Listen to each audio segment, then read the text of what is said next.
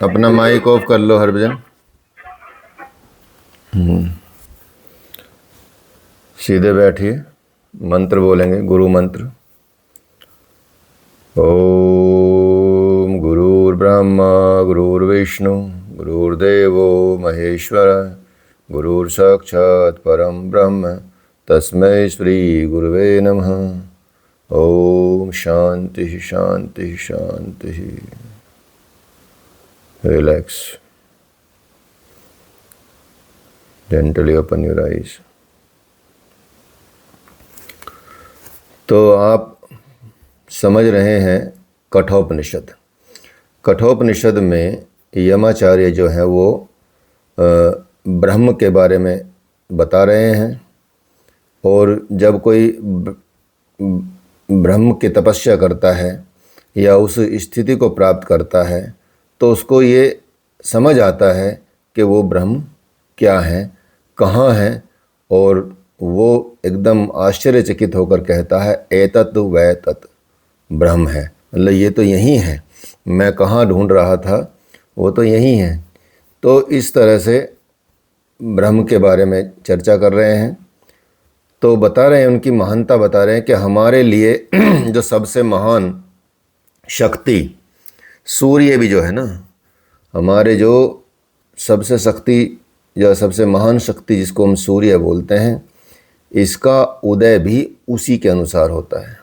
इसका उदय भी उस परमात्मा के अनुसार ही होता है, और इसका अंत भी उसी के अनुसार होता है। अर्थात इसको पैदा करने वाला भी वह है और इसको समाप्त करने वाला भी वह है। सूरज का जो प्रतिदिन का उदय होना और अस्त होना भी, मतलब एक तो सूरज का बनना भी, सूरज का बिगड़ना भी, सृष्टि का बनना भी, सृष्टि का बिगड़ना भी। तो इसी तरह से सूरज का रोज का उदय होना भी और रोज का अस्त होना भी, ये दोनों उसी के द्वारा होता है, उस परमात्मा के द्वारा होता है। इसलिए सब देवताओं ने, सभी शास्त्रों में लिखा गया है कि सब देवताओं ने उसी के चरणों में सिर झुकाया है, उसी के सामने वो अर्पित होते हैं, उससे बढ़कर कोई नहीं है। वही है एतत् वै तत् ब्रह्म, वही एतत् वै तत् ब्रह्म है। अर्थात वो यही है, वो यही है। तो जो शक्ति यहाँ काम कर रही है वही शक्ति वहाँ भी काम कर रही है, पूरी धरती पे, पूरे विश्व में, पूरे ब्रह्मांड में। जो यहाँ काम कर रही है, जो वहाँ काम कर रही है, वो यहाँ भी काम कर रही है। संसार में कहीं भी दूर से भी दूर कहीं भी चले जाओ, सब जगह चले जाओ, कहीं भी चले जाएंगे आप, उस परमात्मा की छाप हर जगह मिलेगी, उसके संकेत आपको हर जगह मिलेंगे, उसका आभास हर जगह मिलेगा। अर्थात उसकी सत्ता हर जगह विराजमान है। ऐसी कोई जगह नहीं है जहाँ उसकी सत्ता विराजमान ना हो। और जो व्यक्ति संसार की एकता को नहीं समझ पाता, और जो ये समझता है कि संसार में कोई शक्ति काम कर रही है कहीं कोई, तो जो इस प्रकार के नाना भाव की कल्पना करता है वह मृत्यु के मुंह में कदम रख देता है। जो उसकी एकता को नहीं समझ पाता, जो ये नहीं समझ पाता कि उसकी शक्ति कहाँ कहाँ काम कर रही है, कहीं कहीं काम कर रही है कि नहीं कर रही है, वो मतलब उस चक्कर में उसको समझ ही नहीं आता, तो वो सीधा उस जब परमात्मा को नहीं समझ पाता तो बहुत ज़्यादा मृत्यु, हर जन्म में उसको मृत्यु का सामना करना पड़ता है, क्योंकि बार बार उसको जन्म लेना पड़ेगा, बार बार वो भवसागर में भटकेगा। तो मन के द्वारा उस एक तत्व की प्रतीति होती है। आप उसको मन के द्वारा महसूस कर सकते हैं, इंद्रियों के द्वारा तो नहीं होगी, क्योंकि इंद्रियों उनका विषय नहीं है। मन भी नहीं है, लेकिन मन में आभास हो जाता है। मन में एक प्रेरणा उत्पन्न होती है, हमारे मन में भक्ति की प्रेरणा उत्पन्न होती है, ठीक है। हमारे मन में ईश्वर के प्रति प्रेम की प्रेरणा उत्पन्न होती है, ईश्वर के पूजा पाठ की प्रेरणा उत्पन्न होती है, उसके जानने की प्रेरणा होती है, जिज्ञासा होती है, हमारे मन में उठती है। इंद्रियों का वो विषय नहीं है, लेकिन इंद्रियां उसमें हेल्प करती हैं, सहायता करती हैं, क्योंकि इंद्रियों का जो विषय है उसको यदि हटा दिया जाए तो वो और जल्दी परमात्मा को प्राप्त करती हैं। फिर भी बताया जाता है कि इंद्रियों द्वारा उसको देखा नहीं जा सकता। इंद्रियों से जो नानात्व है, अनेकता दिखाई देती है, वो यथार्थ नहीं है। एकता का दर्शन ही जीवन है, अनेकता का दर्शन मृत्यु है। अर्थात एक निष्ठ परमात्मा की भक्ति करना ही जीवन है। जो अलग अलग देखता है, एकत्व नहीं देखता, अर्थात यदि ये सोचता कि मैंने अलग अलग देवताओं की पूजा की है तो वो मूर्ख है। वो अलग अलग देवताओं की पूजने में भी उसी को पूज रहा है। उसको ये समझना चाहिए कि मैं चाहे किसको भी पूजे, अनेक देवताओं देवी देवताओं के दर्शन करूँ, अनेक देवताओं को पूजूँ, अनेक यज्ञ करूँ, तो वो निश्चित रूप से उसको मन में ये धारण रखना चाहिए कि मैं उसी एक परमात्मा के लिए ही सब कर रहा हूँ। जो यज्ञ से, जो देवी देवताओं के पूजन से, उनके दर्शन से जो आपको फल मिल रहा है, वो भी वही परमात्मा दे रहा है, क्योंकि देवी देवताओं को भी उसने रचा है। तो जो ऐसे देखता है, जो एकत्व नहीं देख पाता, वो बताया जाता है कि वह मृत्यु के मुंह में कदम रख देता है। आत्मा के मध्य में परमात्मा बैठा है। कैसे? अंगुष्ठ मात्र, अर्थात अंगूठे की तरह। जैसे मुट्ठी में चारों तरफ से घिरा हुआ अंगूठा, ठीक है, अर्थात अंगुष्ठ मात्र, अर्थात अंगूठे जितना। आत्मा में सारा का सारा परमात्मा कैसे समझ आएगा? हम अपने आत्मा में परमात्मा के जितने स्वरूप को जानते हैं, या जितने स्वरूप को हम जान पाते हैं, वो इतना है मानो हमने उसका अंगूठा पकड़ लिया। ठीक ऐसे ही जैसे बालक अपने पिता की उंगली पकड़ के समझता है कि उसके पिता को, संपूर्ण पिता को पकड़ लिया। जब बालक माता पिता की उंगली पकड़ता है तो उसको लगता है कि ये मैंने पूरे पिता को पकड़ रखा है, लेकिन वो उसका अंगूठा मात्र है। वही भूत और भविष्य का स्वामी है। उसे जानकर फिर मनुष्य को गिलानी नहीं होती कभी। और संसार के तो हर एक पदार्थ में किसी न किसी समय गिलानी हो ही जाती है। जिसके ज्ञान से गिलानी नहीं होती वो ही है एतत्व तत् ब्रह्म। वही ब्रह्म है। इसलिए हमको यह समझना है कि वही ब्रह्म सब जगह है, यहाँ भी है, वहाँ भी है, सब जगह वही है। ये ध्यान रखना है। जब सब जगह वही है तो अंगुष्ठ मात्र या थोड़ा सा भी उसका ज्ञान संपूर्ण का ज्ञान हो जाता है, क्योंकि वो एक ज्योति के समान है। ऐसी ज्योति जिसमें कभी धुआं नहीं है, कोई विकार नहीं है। वह भूत और भविष्य का स्वामी है। वही आज है, वही कल है और वही सदा रहेगा। यही है एतत् वैतत् ब्रह्म। पर्वत की जितनी भी ऊंची चोटियां हैं उसमें बसा है। जहाँ पानी निकलता है, जैसे पर्वत की ऊंची चोटियों पर पानी बरसता है, और बरसता हुआ पानी जैसे पर्वत के अलग अलग भागों में, नालों में, नदियों में दौड़ने लगता है। एक ही पानी की अनेक धाराएं में बह निकलता है, और ये लोग समझने लगते हैं कि यह जल एक नहीं है, अनेक है। इसी तरह से इंद्रियों के अलग अलग धर्मों को देखकर मनुष्य समझने लगता है कि संसार में एकता नहीं है, अनेकता है। और उस अनेकता को पाने के लिए उनके पीछे दौड़ने लगता है, क्योंकि समझ नहीं पाता कि वो तो चीज़ एक ही है, वो अनेक है ही नहीं, वो एक ही है। जैसे कि शुद्ध जल को शुद्ध जल में डाल दें तो वो तो शुद्ध ही रहेगा, अशुद्ध को अशुद्ध में डालें तो वो भी अशुद्ध रहेगा। इसी तरह से यदि आत्मा शुद्ध रूप स्वरूप परमात्मा के साथ मिल जाए तो वो शुद्ध रूप स्वरूप ही रह जाता है। अशुद्ध संसार में मिल जाएगा तो अशुद्ध स्वरूप हो जाएगा।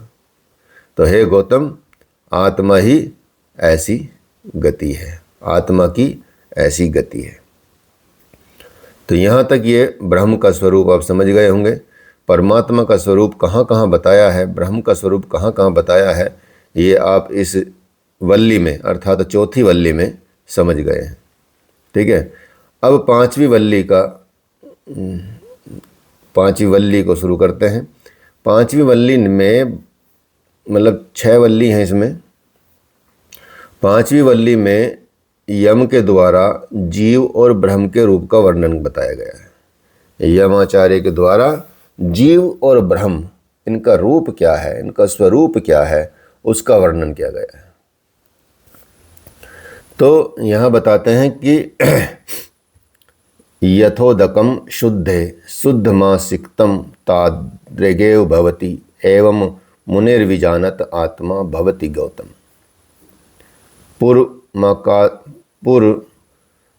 पुरम एकादश द्वार मजस्व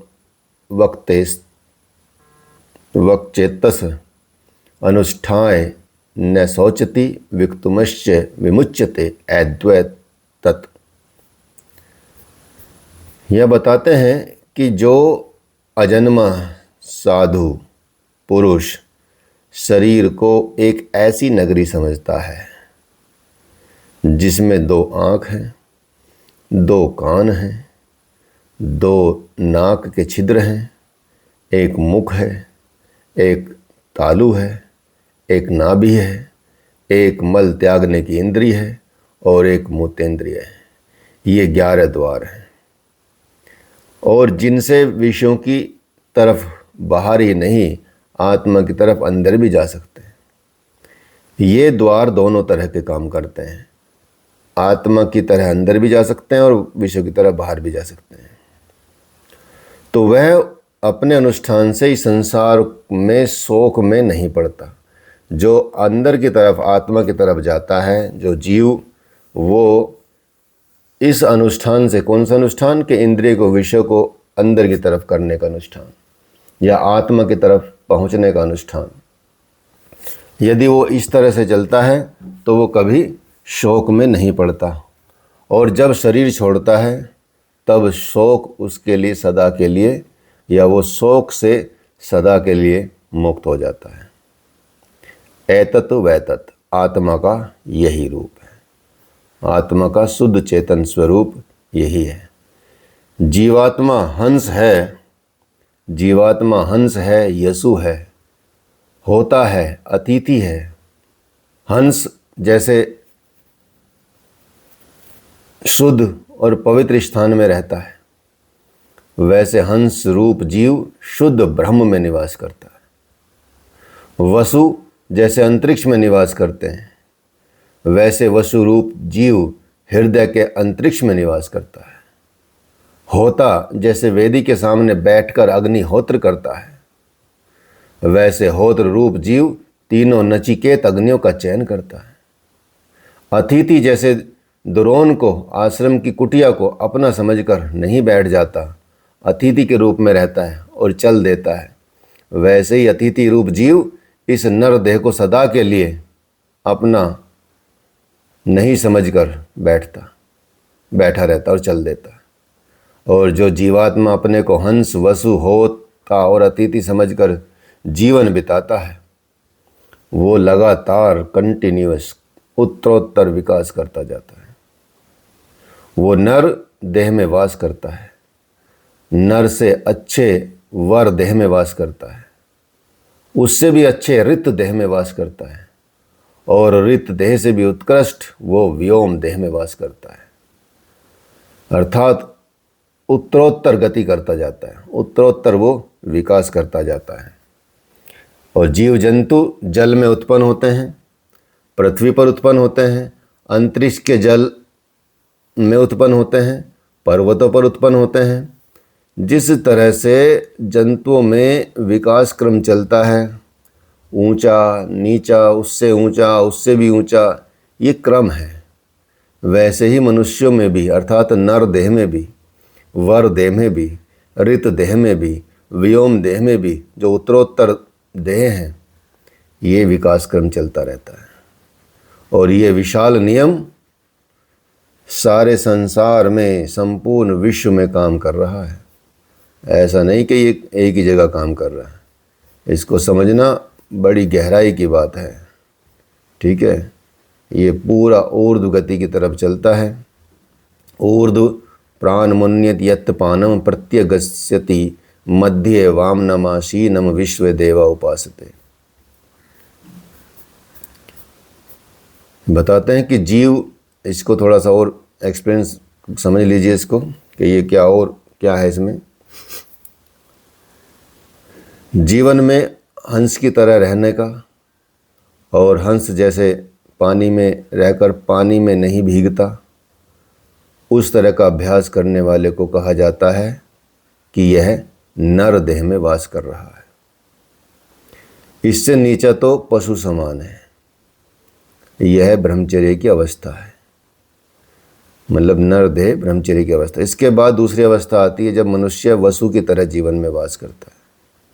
वसु अंतरिक्ष के उस तारामंडल में को कहते हैं जिसमें प्राणियों का वास कहा जाता है। जो वसु की तरह रहता है, अर्थात वसता ही नहीं वसाता है, दूसरों का भी ध्यान करता है, वह मानो नर देह से उत्तम शरीर में वास करता है और उसी को वर देह कहा जाता है। यह गृहस्थ की अवस्था मानी जाती है, अर्थात वो गृहस्थ में रह के दूसरों का ही ख्याल रखता है। तीसरी अवस्था होता आती है। इस अवस्था में क्या होता है, मनुष्य अपने जीवन को हवि के समान समझता है, यज्ञ के समान समझता है। प्रत्येक वस्तु का वो त्याग करता है, भगवान के लिए अर्पण करता है।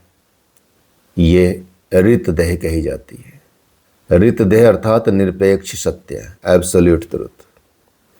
इस अवस्था में वह समझ जाता है कि विषय ऋत नहीं है, ब्रह्म ही ऋत है और निरपेक्ष सत्य है, एब्सोल्यूट ट्रुथ है। यह वानप्रस्थ अवस्था कही जाती है।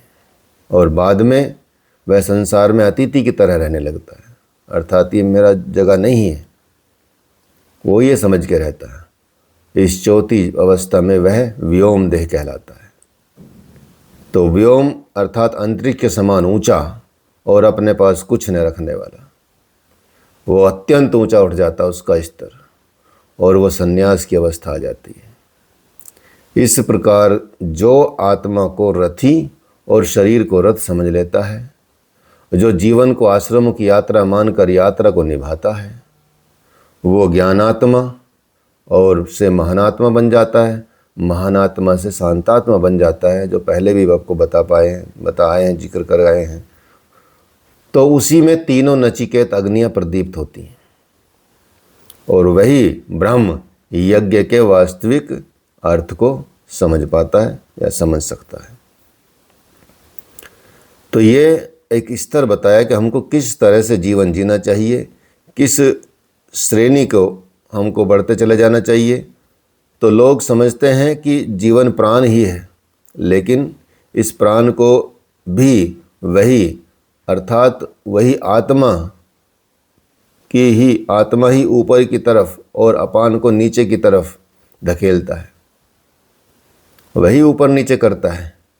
और इनके बीच में वो सुंदर जीवात्मा वर्तमान रहता है, वो हमेशा प्रेजेंट रहता है, वो कभी जाता नहीं। वो निकल गया तो फिर शरीर भी खत्म, सब कुछ खत्म, ना इंद्रियां बचेंगी, ना मन बचेगा, ना जीव बचेगा, ना बुद्धि बचेगी, कुछ भी नहीं बचेगा।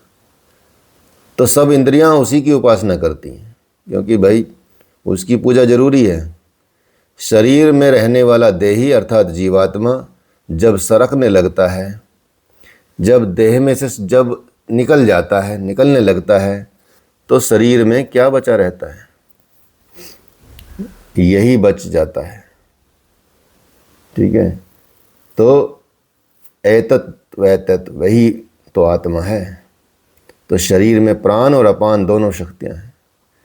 प्राण का काम क्या करना है? एनाबॉलिज्म, संचय करना, और अपान का काम है विचय करना। ठीक है, कैटाबॉलिज्म, एनाबॉलिज्म, कैनाबॉलिज्म, प्राण अपान, इसी दोनों को मिला दे तो क्या बनता है? मेटाबॉलिज्म। ठीक है, एक संचय करता है, एक यूज करता है। तो इसी दोनों की यूज करने की और संचय करने की, मतलब खर्च करने, यूज करने की और संचय करने की क्रिया को ही हम मेटाबॉलिज्म बोलते हैं।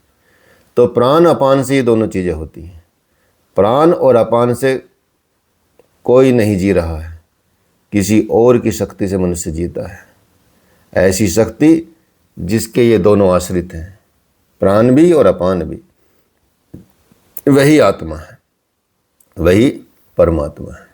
तो हे नचिकेता, मैं तुझे गुप्त महान सनातन रहस्य को बतलाता हूँ कि मरने के बाद आत्मा की गति क्या होती है। उसने यही प्रश्न पूछा था ना, तो पूरा समझाते आ रहे हैं यमाचार्य। उनको जीवन के बारे में समझा रहे हैं, मृत्यु के बारे में समझा रहे हैं, आत्मा के बारे में समझा रहे हैं, परमात्मा के बारे में समझा रहे हैं और मृत्यु के बारे में समझा रहे हैं पूरा। तो बोलते हैं कि यही ब्रह्म है जिसका जैसा कर्म होता है। हम मृत्यु के बाद की स्थिति बताने चल रहे हैं, धीरे धीरे आगे बढ़ रहे हैं। यमराज यमाचार्य जिसका जैसा कर्म होता है बताते हैं, जिसका जैसा कर्म होता है, जिसका जैसा ज्ञान होता है, उसी के अनुसार कोई किसी जीव योनि में जाकर शरीर धारण कर लेता है और कोई स्थाणु योनि में चला जाता है। जीवात्मा संबंधी जो रहस्य यमाचार्य यहाँ बता रहे हैं वो परमात्मा के संबंध में भी बताते हैं कि जब सोए हुए में जो जागता है और जो वस्तु जैसी होनी चाहिए उसे वैसा ही उस समय निर्माण कर रहा है, वही शुक्र है, वही ब्रह्म है, वही अमृत कहलाता है। सब लोग उसी में आश्रित हैं, उससे कोई बढ़ के चढ़कर नहीं है। वह एतत्व, बस वो एतत्व वह तत्व यही ब्रह्म है। मतलब जब हम सो रहे होते हैं तब भी वो जागता रहता है, वही बताता है कि भाई तुम कितने गहरे सोए और कितने गहरे नहीं सोए। इस तरह की स्थितियाँ वो बताता है। जैसे अग्नि प्रत्येक वस्तु के भीतर वर्तमान है, लेकिन फिर भी उसने प्रत्येक रूप के अनुरूप अपना रूप बना लिया है।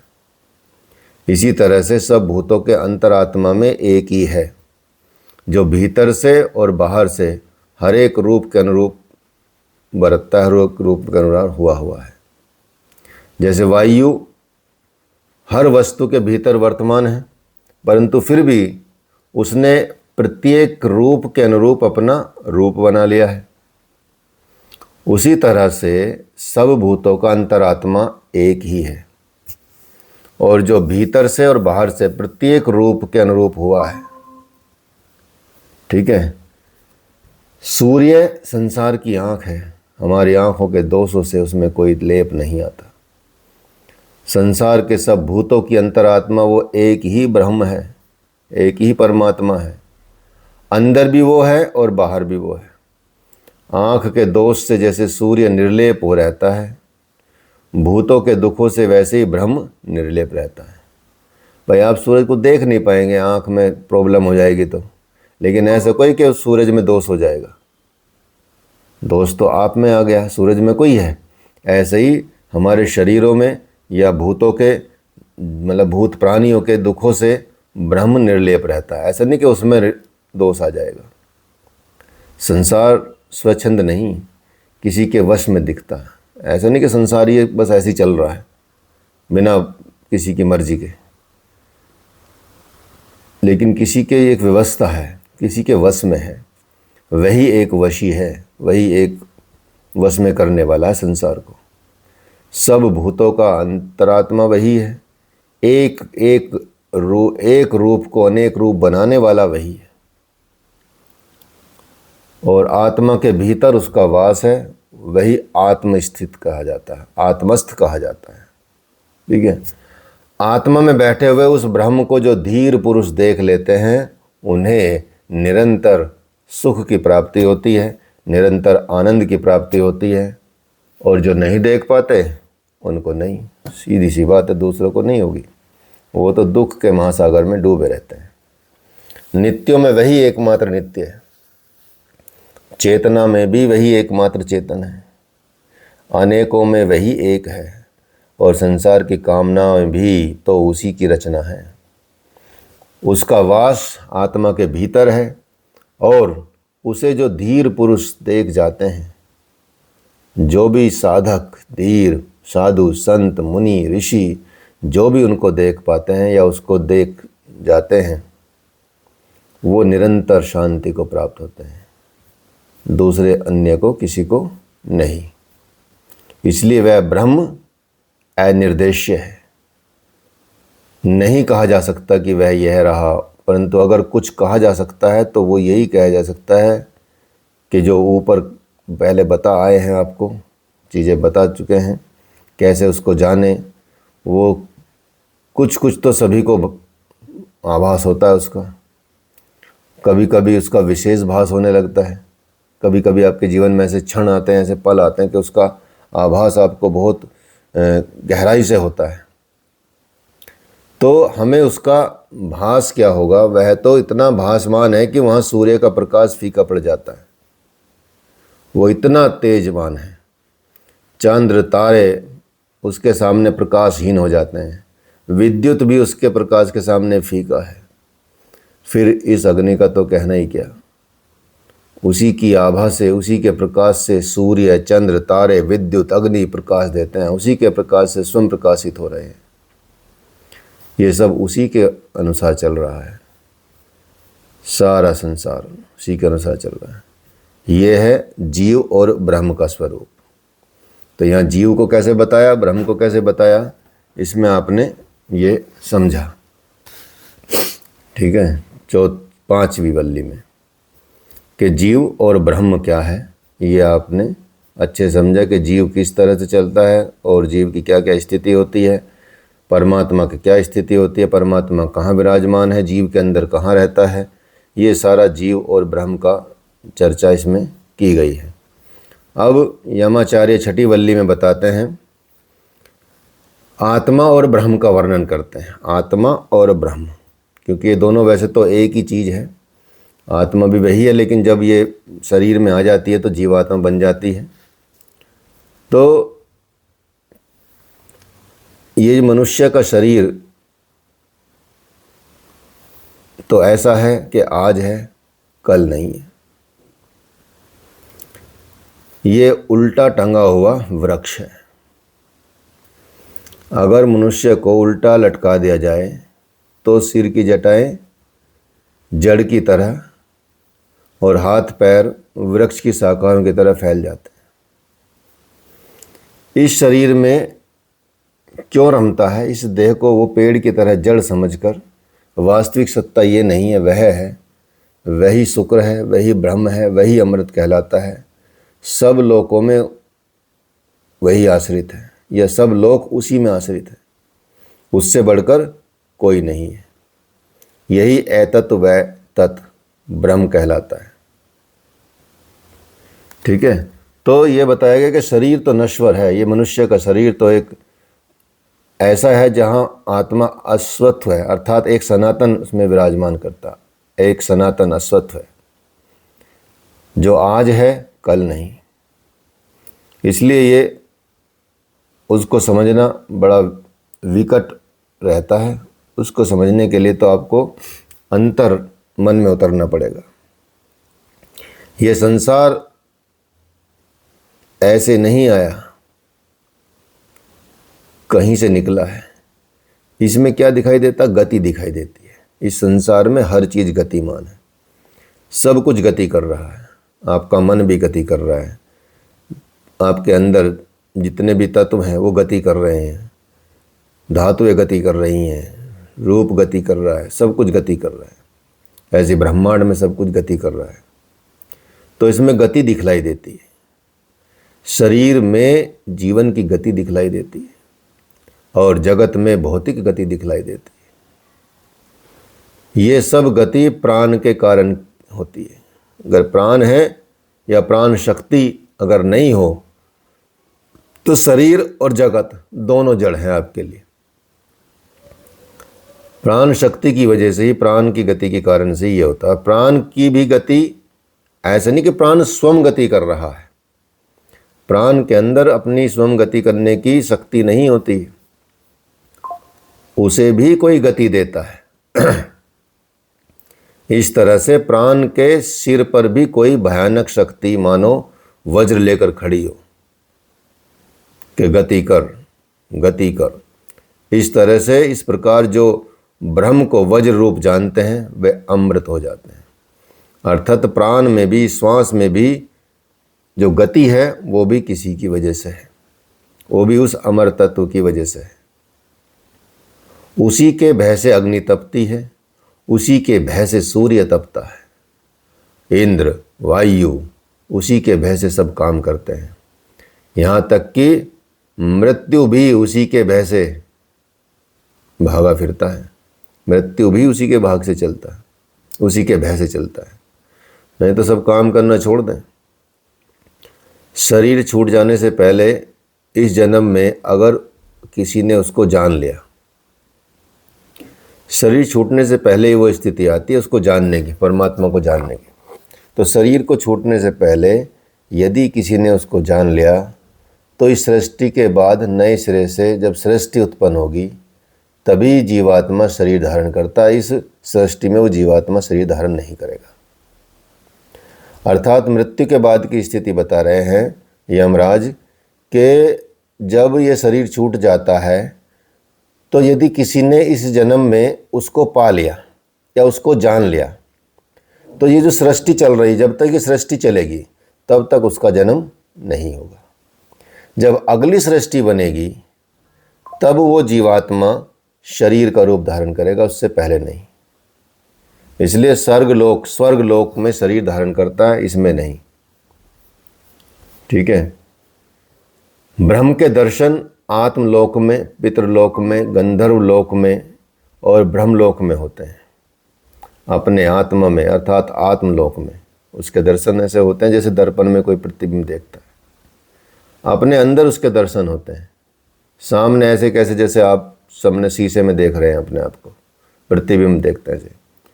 पितृलोक में अपने बड़े बूढ़ों बुजुर्गों का लोक है। पितृलोक में अर्थात बड़े बूढ़ों के सहारे उसके दर्शन ऐसे होते हैं जैसे स्वप्न में किसी वस्तु को देखता है।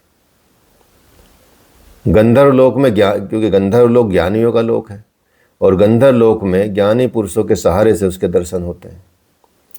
जैसे जल की लहर में कोई चीज अलग अलग प्रकार से दिखती है, ऐसे ही गंधर्व लोक में उसके दर्शन होते हैं।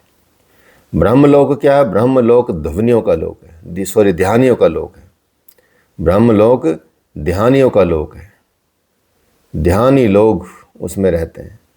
तो ब्रह्मलोक में ध्यानी पुरुषों की सहायता से ब्रह्म के दर्शन ऐसे होते हैं जैसे धूप और छांव को कोई अलग अलग देख लेता है, ये अलग है वो अलग है। अर्थात जगत और ब्रह्म की छाया आतप की तरह बिल्कुल स्पष्ट साफ साफ देखने लगता है। आत्मा उत्पन्न नहीं होता, इंद्रियां आत्मा से अलग उत्पन्न हुई है। इंद्रियों का उदय होता है, अस्त होता है, आत्मा का उदय अस्त नहीं होता। इस तरह से जो इंद्रियों को आत्मा नहीं समझता या इंद्रियों को आत्मा से अलग समझता है वह धीर पुरुष कभी शोकाकुल नहीं होता। इसलिए परमात्मा को पाने का विधान इसी जन्म का है, परमात्मा को पाने का विधान दूसरे जन्म का नहीं है। क्योंकि इंद्रियों से ऊपर है मन, इंद्रियों से उत्तम अवस्था वाला होता है मन, और मन से उत्तम अवस्था वाली होती है बुद्धि, और बुद्धि से भी सूक्ष्म उत्तम तत्व वो महत तत्व है, अव्यक्त है, अर्थात प्रकृति उत्तम है। और उस अव्यक्त से पुरुष अर्थात प्रकृति से उत्तम वो ब्रह्म है, ब्रह्म उत्तम है, वह व्यापक है, अलिंग है। उसे जानकर ये जंतु, ये जीव दुख से मुक्त हो जाता है और अमृत तत्व को प्राप्त कर लेता है। इसलिए आंखों से देखने के लिए उसका रूप ठहरता नहीं, आंखों से नहीं दिखाई देता, जबकि आंख उसी के रूप पर टिकना चाहती है, लेकिन टिकते ही जिस पर वह टिक रही होती है वो उसका रूप नहीं होता। तो आंख उस पर टिकते टिकते नहीं टिक पाती, हाथ उसे पकड़ते पकड़ते नहीं पकड़ पाते। मनीषी लोग आंख से और हाथ से नहीं बल्कि हृदय से और मन से उसे पकड़ पाते हैं, आंख और हाथ से वो पकड़ में नहीं आते।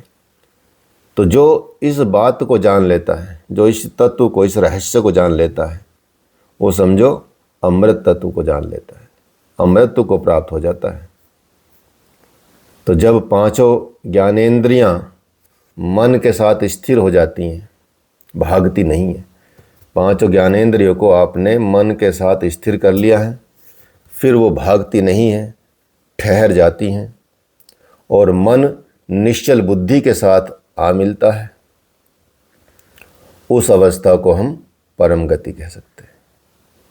और इसी वजह से आप देखेंगे इंद्रियों की स्थिर धारणा को, जब इंद्रियां जिस विधि से, जिस क्रियाकलाप से इंद्रियों की धारणा स्थिर होती है या इंद्रियों की स्थिर धारणा होती है, उसी को योग कहते हैं। योगस्य चित्तवृत्ति निरोध। जिसकी इंद्रियां स्थिर हो जाती हैं वो अप्रमत्त हो जाता है, प्रमादहीन हो जाता है, सावधान हो जाता है। और योग का मतलब भी यही है, प्रभव तथा अपव्यय, अपव्यय। शुभ संस्कारों की उत्पत्ति का होना प्रभव कहलाता है। जब आपके अंदर शुभ संस्कारों की उत्पत्ति होती है तब उसका मतलब होता है प्रभव। और जब अशुभ संस्कार होते हैं या अशुभ संस्कारों का नाश होता है उसे अपव्यय कहते हैं। अशुभ संस्कार, शुभ संस्कारों की उत्पत्ति होना और अशुभ संस्कारों का मरना, खत्म होना, विनाश होना, ये प्रभव तथा अपव्यय है। इसी को आपको समझना है कि वह वाणी से, मन से, आंखों से नहीं पाया जा सकता। वही है वो, अस्ति इति, वह है। इसके सिवा उसे कैसे पाया जा सकता है? वह है या नहीं है, इन दोनों की तात्विक विवेचना अस्ति इति, वह है, यह कहकर उसे पाया जा सकता है। जिसने समझ लिया कि वह है तो पा जाएगा, जिसने समझा कि ये नहीं है तो क्या पाएगा? वो तो भागेगा, इससे दूर भागेगा। जिसने अस्ति, वह है, इस तरह से उसे प्राप्त कर लिया है, उसी तात्विक विवेचन शुद्ध, वही तात्विक विवेचन एक तरह से शुद्ध विवेचन है, वह शुद्ध परमात्मा है। तो मनुष्य के हृदय में जो कामनाएं हैं वे जब छूट जाती हैं तब वह अमृत हो जाता है। यही है, इस जन्म में ब्रह्म को प्राप्त कर लेता है। तो ब्रह्म को प्राप्त करने का विधान इस जन्म में ही है, न कि मरने के बाद। इस जीवन जीते जी आप उसको प्राप्त कर सकते हैं। ये मनुष्य के हृदय में जो गांठें हैं जब वो टूट जाती हैं तब वह अमृत हो जाता है। यह मरण धर्म अमर हो जाता है। यही शास्त्रों का उपदेश है। आपने जो हृदय में बाहर की चीज़ों को समेटे हुआ है, आपने जो विकारों को इकट्ठा किया हुआ है, आपने जो राग द्वेष और इस तरह के मोह, क्रोध, ईर्ष्या, मद, मत्सर इकट्ठे किए हुए हैं, उनको यदि आप हटा देते हैं और योग में स्थिर हो जाते हैं तो आपको वो तत्व प्राप्त होने लगता है और आप अमृत की तरफ बढ़ जाते हैं। तो हृदय की 101 नाड़ियाँ हैं। हृदय के अंदर ही 101 नाड़ियाँ बताई गई हैं। उनमें से एक मूर्धा नाड़ी है जो सिर की ओर निकल जाती है। मूर्धा नाड़ी सिर की ओर निकलती है। तो मृत्यु के समय उस नाड़ी से जो ऊपर को उत्क्रमण करता है वो अमृत तत्व को प्राप्त करता है। बाकी की अन्य जो नाड़ियां हैं वो साधारण व्यक्तियों के उत्क्रमण के समय काम आती हैं। ब्रह्मनिष्ठ व्यक्ति के प्राण मूर्धा से निकलते हैं और दूसरे के प्राण अन्य मार्गों से निकलते हैं। अर्थात मृत्यु के बाद ये बता रहे हैं कि किसके प्राण यदि ये यहाँ से निकलेंगे, ऊपर से, मूर्धा से निकलेंगे, ऊपर से निकलेंगे, ठीक है, तो वह व्यक्ति होता है ब्रह्मज्ञानी, अर्थात उसको वो परमात्मा को प्राप्त कर चुका होता है। बाकी के प्राण बाकी के 9 द्वारों से निकलते हैं, अलग अलग द्वारों से निकलते हैं, ठीक है, कहीं कहीं से निकलते हैं। तो मृत्यु के समय वो नाड़ी ऊपर की तरफ जाती है तो वह व्यक्ति अमृत को प्राप्त करता है। बाकी की जो नाड़ियाँ, साधारण व्यक्ति की नाड़ियाँ, जो प्राण, फिर वो अलग अलग जगहों से निकलते हैं, मूर्धा से नहीं निकलते। ब्रह्मनिष्ठ व्यक्ति के ही प्राण मूर्धा नाड़ी से निकलते हैं, अच्छा, अर्थात मूर्धा द्वार से निकलते हैं, ठीक है। तो जिसको आप कह सकते हैं कि इस व्यक्ति को अमृत की प्राप्ति हुई। दूसरों के लोगों के प्राण तो अन्य मार्गों से निकलते हैं। मानो वह सिर्फ वह ब्रह्म का अंगूठा है। जैसे अंगूठे से पकड़ कर किसी को बाहर खींचा जाता है, वैसे ही हमारी भीतरी गुफा में छिपा हुआ, बैठा हुआ ब्रह्म को खींचकर बाहर ले आए। ठीक जैसे मूंज में दबी हुई सींग को खींचकर बाहर निकाल लिया जाता है, ऐसे वही शुक्र है, वही अमृत है, वही शुक्र है, वही अमृत है, यही बताया गया। तो मृत्यु ने नचिकेता को विद्या और संपूर्ण योग विधि का उपदेश दिया।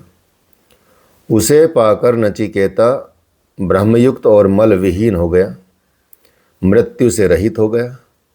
और दूसरा भी जो कोई इस अध्यात्म विद्या को जानेगा वो नचिकेता के सदृश्य भी हो जाएगा। ठीक है, तो इसलिए इस विद्या को जो जानेगा वो नचिकेता के जैसा ही माना जाएगा।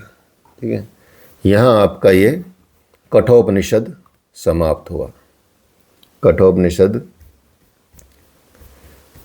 जो विषय रहा है आपका नचिकेता का, आपने इतने अच्छे से समझ लिया है ये चीज़ों को, और इसको समझते जाएंगे, पढ़ते जाएंगे दोबारा से।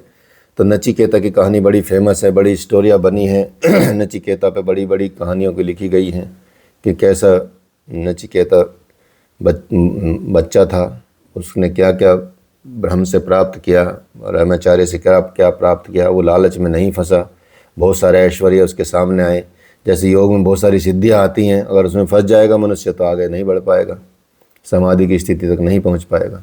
ऐसे ही ये बताया। और ब्रह्म का क्या स्वरूप है, आत्मा का क्या स्वरूप है, जीव का क्या स्वरूप है, मृत्यु का क्या स्वरूप है, मृत्यु के बाद क्या होता है, कैसे होता है, ये सब आपने इसमें समझ लिया है।